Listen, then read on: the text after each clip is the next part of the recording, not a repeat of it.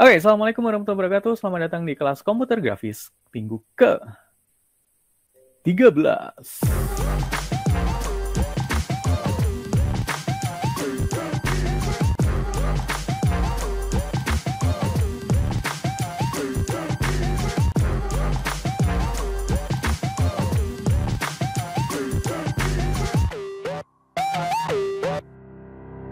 Minggu ke-13 ini aku cuma mau review dan reminding lagi. Jadi, reminding apa yang udah aku sampaikan di minggu pertama. Aku nggak tahu kalian masih ingat atau enggak, tapi aku make sure bahwa kalian paham kenapa tugas kita se-hektik ini. Jadi aku pengen ingetin lagi goals-nya dari mata kuliah ini dan ngasih tahu dokumen kenapa tugas-tugas kita seberat ini. Nah, kita mulainya dari SKKNI. Ting. Jadi di Indonesia ada yang namanya SKKNI yang ditetapkan oleh Kementerian Tenaga Kerja dan Transmigrasi. SKKNI ini apa? Kalian bisa browsing bahwa SKKNI ini, lupa, adalah Standar Kompetensi Kerja Nasional. Jadi kalau kalian mau kerja di satu industri tertentu, dan kalian sudah punya sertifikat keahlian di bidang tersebut, plus portofolio, kemungkinan kalian buat di-approve kerja jadi karyawan atau kerja bareng mereka itu lebih tinggi. Karena sebenarnya ujian kompetensi itu lebih berat daripada ujian skripsi. Honestly, di ujian skripsi itu kami penguji itu masih boleh berpikir subjektif. Oh, anak ini tidak mampu, anak ini tidak bakal bekerja di bidang pendidikan, sehingga standar nilainya oke lah, B bisa lulus. Atau C bisa lulus gitu. Kami masih bisa membantu kalau ujian skripsi. Kalau ujian kompetensi nggak bisa. Kenapa? Karena kalau sampai ada satu orang punya sertifikat kompetensi, dan saat masuk di tempat kerja, dia terbukti tidak bisa apa-apa. Kompetensi yang ditulis di sertifikat dia tidak bisa dia lakukan.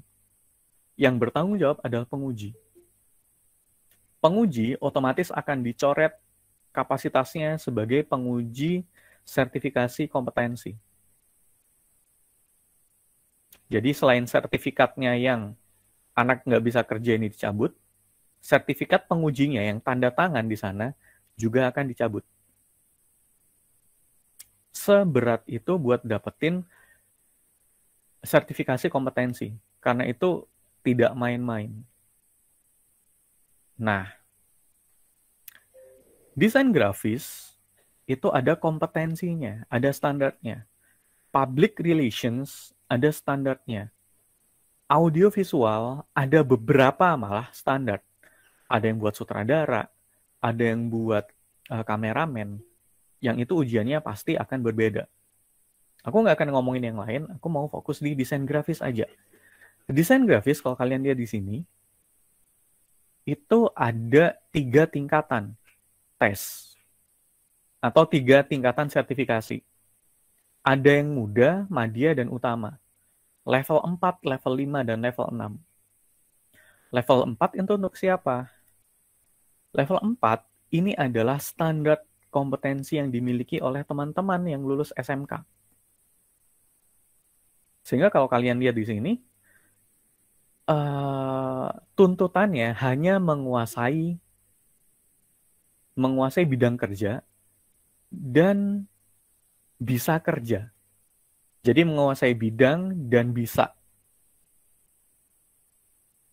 Jadi kalau kalian merasa sudah cukup, wah aku udah bisa desain, aku bisa software design, Aku bisa bikin dummy, bikin mockup, dan kalian puas di sana, halo, itu level SMK. Di atasnya lagi ada level D1, D3, D4. Selain mereka harus bisa software, harus bisa desain, mereka harus paham teori desain. Kemudian harus bisa bikin desain berdasarkan permintaan, berdasarkan brief. Sehingga kompetensi khususnya cuma sekedar bikin RAB, bikin rancangan anggaran produksi. Goals-nya di sana, hanya di sana. Sementara kita ada di level 6, sarjana itu. Sehingga ada ngomongin teori komunikasi gitu kan. Di awal kita ngomongin interaksionisme simbolik segala macamnya. Harusnya secara internal kalian bisa bikin creative brief. Kemudian saat kalian kerja bareng, bisa mendapatkan pola kerja yang sesuai dengan kelompok kalian. Bisa koordinasi. Atau jangan-jangan selama ini kalian cuma kerja bareng teman-teman, tapi belum bekerja kelompok. Karena belum ada koordinasi. Itu juga bisa jadi. Kemudian kayak misalnya kemarin, kenapa sih harus bikin tugas presentasi di Reels gitu kan? Karena di sini ada kompetensi kalian harus bisa presentasi di depan klien. Karena kita masih belum bisa ketemu langsung, kita belum bisa menghadapi klien secara langsung, kalian harus bisa presentasi dengan cara rekaman. Turns out that 80 or 90% dari kalian, 80-90% di antara kalian, presentasinya itu masih presentasi, ya udahlah, ogah-ogahan buat tugas aja gitu. Apakah dengan presentasi seperti itu bakal diterima oleh klien, ide kalian? Absolutely not. Nggak bakal diterima. Tapi at least aku udah ngasih pembekalan itu. Terserah mau di-sharpening atau enggak, mau ditajamkan atau enggak, itu balik ke kalian. Kemudian kenapa kita waktu UTS harus baca dokumen lawan, harus review desain lawan, karena memang ada poin evaluasi hasil karya desain. Selain kalian bisa nge-review karya kalian sendiri, mau mengakui di mana poin salah kalian harus juga peka terhadap karya dari kompetitor nih. Terutama kompetitor yang kliennya sama, yang kalian akan lakukan di UAS ini. Evaluasi. Kemudian selain evaluasi, kalian kalau bisa ngasih argumen, kasih rekomendasi. Beberapa teman-teman waktu UTS sudah melakukannya. Seingatku, Nando udah ngasih rekomendasi juga waktu itu. Sempet gitu kan. Terus mengatur tim kerja. Beberapa tim yang menonjol di antara kalian sudah secara tidak resmi mengangkat seorang atau sepasang ketua buat ngatur tim kerja. Sehingga flow-nya enak. Tapi beberapa yang lain itu seakan-akan tidak ada yang berani ngambil posisi leader. Akhirnya apa? Berantakan. Deadline berantakan. Deadline di kalian sendiri ya, berantakan. Kemudian kerjanya jadi kurang fokus gitu. Dari mana kami tahu? Dari ngelihat karya. Ini di story-nya bagus, atribut bagus. Tapi begitu masuk di karya kok belang ya, kok jelek ya. Miss-nya di mana ya? Dan kenapa kita ngomongin branding gitu terus kan? Karena kompetensi khususnya memang tentang branding. Cek di yang paling bawah itu, integrasi pengetahuan dasar branding, komunikasi pemasaran, dan desain grafis. Sehingga kita sampai mendalami riset. Meskipun riset yang kalian dapat itu baru 1/4 dari keseluruhan yang bakal kalian dapat di industri gitu kan. Kita belum ngomongin big data, kita belum ngomongin detail tentang depth interview. Kita masih di FGD doang gitu kan. Oke, nggak masalah. Itu puzzle itu bakal kalian dapetin di metodologi penelitian harusnya. Jadi kenapa tugas kita sangat-sangat kompleks? Karena memang ada tuntutan ini gitu.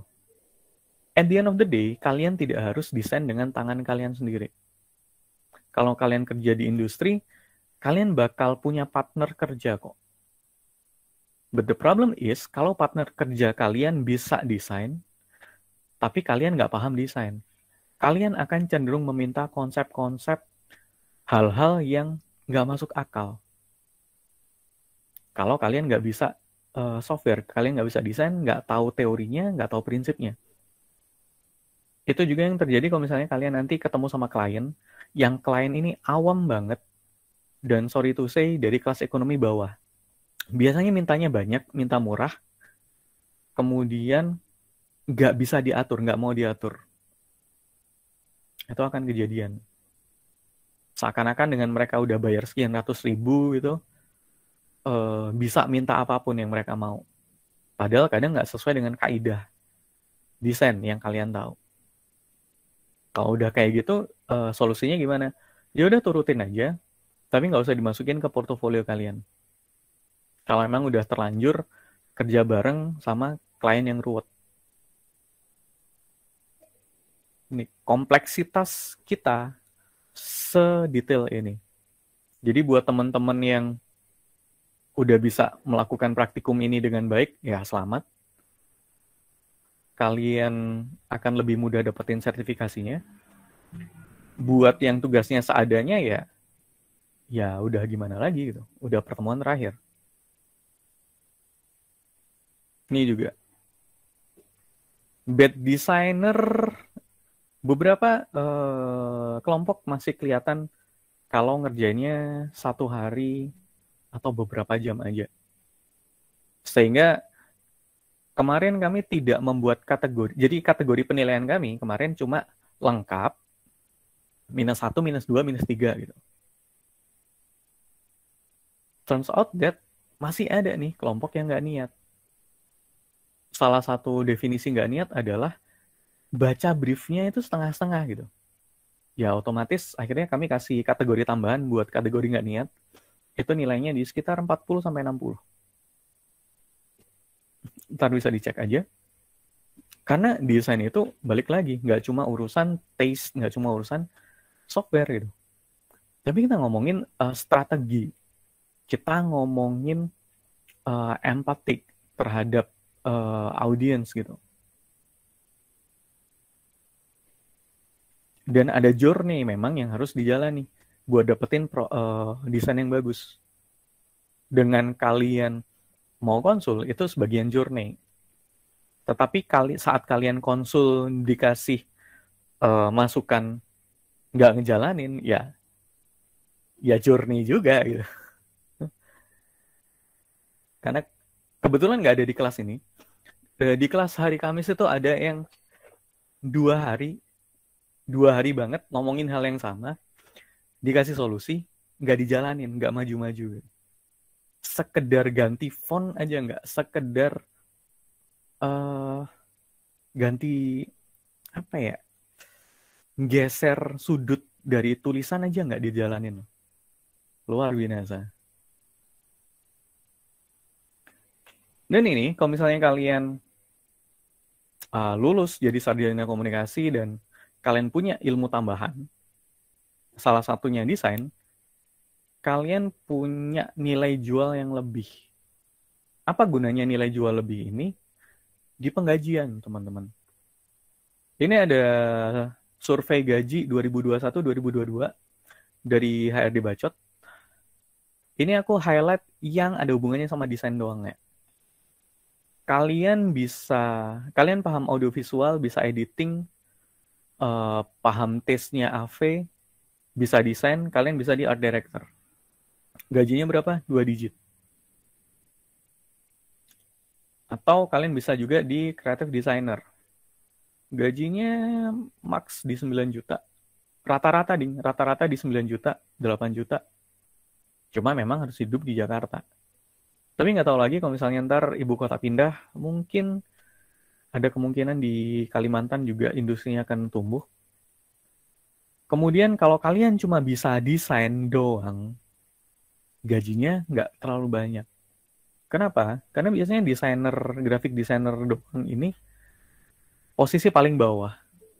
Di bawahnya strategik, di bawahnya officer yang lain gitu. Jadi gajinya maksimal ada di angka 6 juta, 7 juta. Tapi buat S1 itu udah lumayan. Kalau kalian bisa di UI UX, bisa sampai 13 juta. Tapi kalau kalian pengen work from anywhere gitu kan, kalian mau kerja di lebih dari satu agensi, kalian bisa milih di digital marketing, jadi digital marketer. Gaji dari per company bisa di angka 4 juta, 5 juta. Kalau kalian sanggup kerja lebih dari satu company, bisa 2 kali lipat. Atau mau di konten spesialis, lumayan, 6-8. Social media strategis, kalau di Jawa Timur sih, cuma 3 juta. Kalau kalian bisa di Jakarta, ya bisa di angka 8. Strategis itu. Ini kenapa? Aku push portofolio kalian biar bagus banget. Ya meskipun cuma 20% akhirnya yang bisa bagus banget, tapi at least itu better daripada angkatan-angkatan sebelumnya. Kemudian aku mau mengkritisi logo on foto yang udah kalian buat. Minggu lalu kita udah ngomongin page scanning pattern. Tetapi saat kalian bikin logo on foto, belum semuanya mengikuti kaidah ini. Bukan jelek, bukan. Tapi lebih ke nggak ada artinya. Logo kalian ditempel di lokasi yang tidak seharusnya gitu. Ya misalnya ini nih. Ada pattern-pattern di mana mata manusia itu bikin semuanya jadi masuk akal. Jadi seharusnya dengan tahu pattern ini, kalian bisa naruh logo kalian bisa biar impactful itu ditaruh di sudut mana ya gitu. Harusnya bikinnya sampai ke sana gitu. Nggak cuma, udahlah pilih foto, pilih logo yang bener, tempel aja. Waktu UTS nggak apa-apa. Tapi waktu di UAS, ini ngefek. Ngefek banget. Jadi coba cek ulang. Ntar buat teman-teman yang mau direview, bisa kita review kerjaan kalian minggu ini. Kalian masih punya kesempatan buat revisi.